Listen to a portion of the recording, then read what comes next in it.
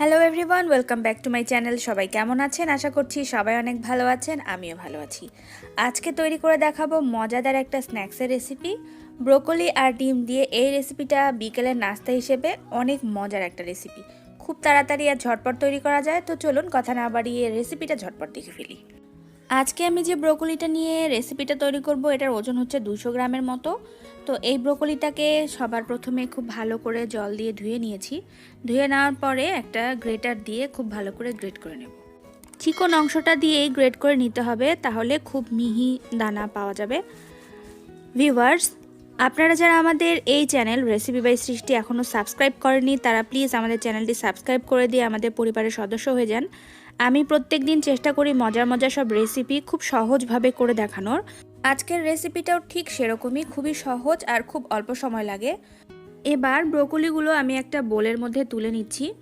এবার আমি এর মধ্যে অ্যাড করছি 2টা ডিম, তার সাথেই দিয়ে দিচ্ছি স্বাদ মতো লবণ, দিয়ে দিচ্ছি কাঁচামরিচ কুচি, এখানে প্রায় 3টার মতো কাঁচামরিচ রয়েছে, ধনে পাতা কুচি। এবার সবগুলো উপকরণ একত্রে খুব ভালো করে মিশিয়ে নিতে হবে।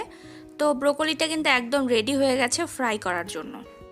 চুলাতে একটা প্যান বসিয়ে তাতে সামান্য পরিমাণে রান্নার তেল দিয়ে দিলাম। এবার মিক্সড করে রাখা ব্রোকলি এর মধ্যে দিয়ে দেব।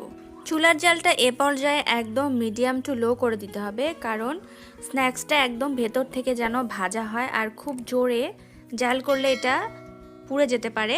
আর ঢাকনা দিয়ে চাইলে ঢেকেও দিতে পারেন, বা ঢাকনা যদি না ব্যবহার করেন তাও হবে। আমি এটা এখন একটা পাশ ভেজে নেওয়ার অপেক্ষা করছি।